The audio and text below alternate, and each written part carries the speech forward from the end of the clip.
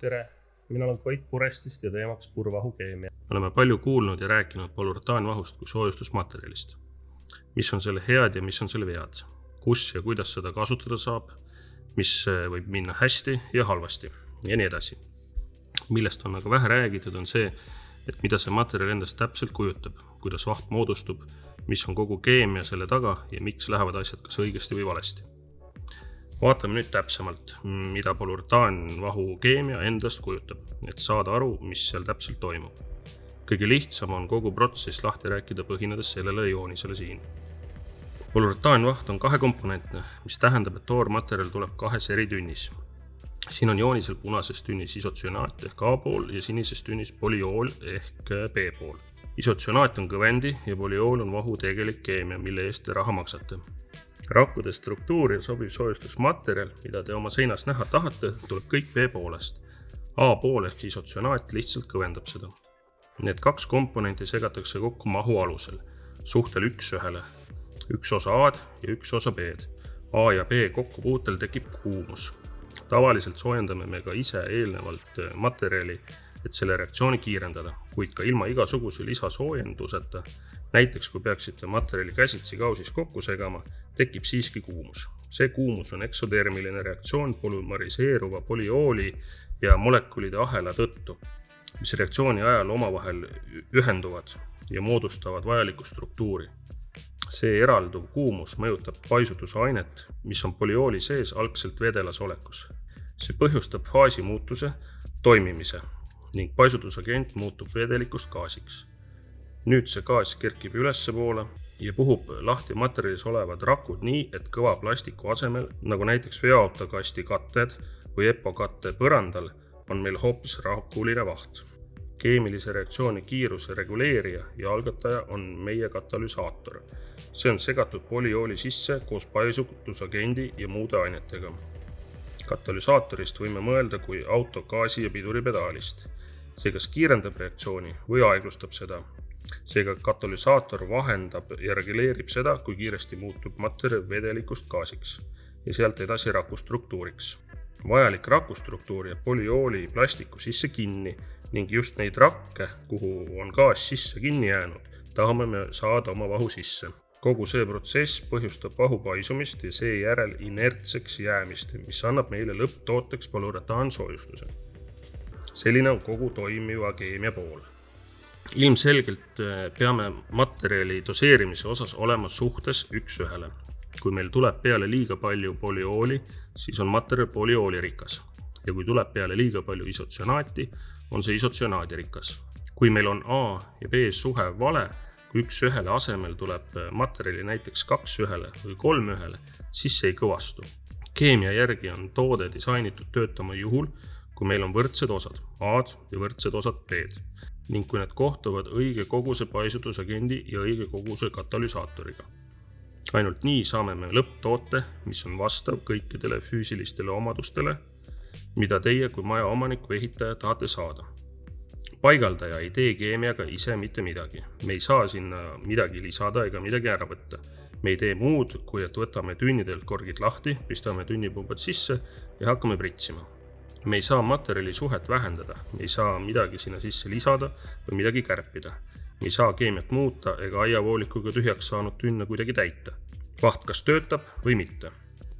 Asi on ka väga konkreetne kasutatavate seadmetega. Seade kas pumpab ja pritsib materjali õigesti või teeb mingisugust ebamäärast löga. Seega, kui midagi on seadmes suhtest väljas, on meil probleem. Või kui midagi juhtub keemiaga, siis mõjutab see koheselt tekkiva vahustruktuuri ja polioolis sisalduvate ainete potentsiaali. Me ei taha materjalist võtta välja katalüsaatorit või paisutusagenti ja sellega eraldi midagi teha. See on iseenesest mõistetav. Me ei taha seda süüa, juua ega nuusutada. Kui kõike tehakse õigesti ja süsteemi paigaldatakse nii, nagu peab, siis töötab kogu keemia ühtse tervikuna ja annab meile lõpptoote, mis on neutraalne, inertne ega kahjusta meid mitte mingil viisil. Me oleme näinud, mis juhtub, kui kõik läheb hästi. Aga mis võiks minna valesti? Miks võib vaht haiseda? Ilmselgelt ei taha tootjad teha toodet, mis haiseks. Kui materjal segatakse 1:1 ja õigetes tingimustes, mis on tootja poolt mõeldud töötama, siis on kõik hästi ja me saame vahu, mida me tahame. Kõige levinum põhjus vahu haisemisele on see, et materjali suhe on tasakaalust väljas. Uus kaasaegne tehnika on seadistatud nii, et see lülitub ise automaatselt välja, kui suhe paigast välja läheb. Aga siiski, miks läheb materjal tasakaalust välja? See võib olla materjali peale tulemise probleem või etteande probleem püstoli juures. Või on seadmes midagi mehaaniliselt reaalselt katki läinud. Kahjuks siiski mitte igaüks ei kasuta kvaliteetseid seadmeid ja see on turu mõistes üleüldiselt probleem. Meie oleme igati põhjaliku väljaõppe ja kvaliteetse varustuse poolt. Me ei usu sellel alal alustamist odava internetist ostetud seadme ja ilma väljaõppeta. Mõned odavamad seadmed kahjuks ei lülita ennast ise välja, kui materjal tasakaalust väljas on. Mõnel neist ei ole paigas vajalikke korrektiive ja tasakaalusensoreid, seega kui ostate kõrgkvaliteetsed ja tänapäevase seadme, on tõenäoliselt paigaldajal olemas kõik kaasaegsed kaitsemeetodid. Aga on veel üks asi, mis võib juhtuda. Võib-olla olete kuulnud tõsiasja, et kui keemia seisukohalt vahtu paigaldada liiga kiiresti ja liiga paksult, võib see jääda haisema. Esimene ja peamine asi, mida märkame, kui vahtu liiga kiiresti ja liiga paksult paigaldada, on, et vahu rakustruktuur on välja veninud ja see tahab lõheneda või seinast lahti tulla. Mis seal toimub, on see, et materjal on ette nähtud paigaldamiseks teatud kihtidena, sest muidu koguneb materjali sisse liiga palju eksotermilist kuumust. See kuumus mõjutab paisutusagenti ja sealt edasi omakorda moodustavat rakustruktuuri. Kuna see venitab rakke liiga palju, keemia vedelat massi on lihtsalt liiga palju ja rakud venivad välja ega moodustu nii, nagu peaksid. Sel juhul me toodame nii palju eksotermilist kuumust, aktiveerime liiga palju paisutusagenti, mis peab muutuma liiga kiiresti vedelikust gaasiks, et lõpuks me muudame katalüsti olemust ja hakkame rakke lahti murdma, välja venitama ja polüooli ennast lagundama. Seda tehes me tegelikult hävitame keemiat, hävitame lõpptoodet. Peale sellist rakkude hävitamist ei ole nad enam väikesed, suletud mullid ja me oleme katalüsaatori ära kõrvetanud ja see hakkab materjalist läbi murdma välja. Katalüsaator ei ole mitte hävinud, vaid see on muutunud.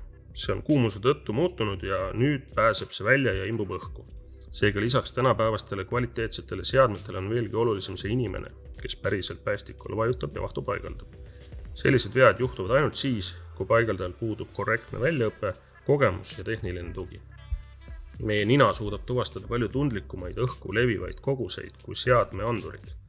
Seade ei pruugi tuvastada piisavalt lendlavaid orgaanilisi osakesi, et seda probleemi registreerida, aga meie nina suudab küll. Seetõttu võitegi te astuda sisse hoonesse, kus on vahtu pritsitud liiga kiiresti ja liiga paksudes kihtides ja sellel võib olla juures oma spetsiifiline lõhn. Kõik sellepärast, et paigaldaja on rakud välja venitanud, ära lõhkunud, polüooli hävitanud ja lõpptoote nii-öelda ära tapnud. Ärge nüüd siiski arvake, et see on miski, mis oleks millimeetrite mäng ja võib iga kord juhtuda. See ei juhtu siis, kui peaks paigaldama korraga 3 cm vahtu, aga paigaldati 4, ega ka siis, kui läks kogemata 4,5 cm korraga. Me räägime siin 2-kordsest kihipaksusest ja sealt edasi siiski. Ehk siis see, millele ma praegu siin rõhun, on see, et sellistel puhkudel on paigaldaja keemiat absoluutselt rikkunud ja süsteemi oma reaktsioonidega liiga kaugele viinud. Need siin on toormaterjali keemia A ja B osad, mille lõpp-produkt on polüuretaansoojustus. Tellija ei saa seda soojustust enne, kui paigaldaja on selleks muutnud. Me ei saa keemiat muuta, kuid me peame A ja B professionaalselt omavahel ühendama ja valmistama sellest lõpptoote, mille eest teie maksate. Kui materjal segatakse kokku õiges vahekorras 1:1 ja kasutatakse kvaliteetseid seadmeid selle tagamiseks, kui paigaldusprotsess viiakse läbi korrektselt ja jälgitakse tootja poolt kaasa antud nõudmisi, saate te kvaliteetse purusoojustuse, mis on ajas püsiv, inertne ja meie tervisele täiesti kahjutu.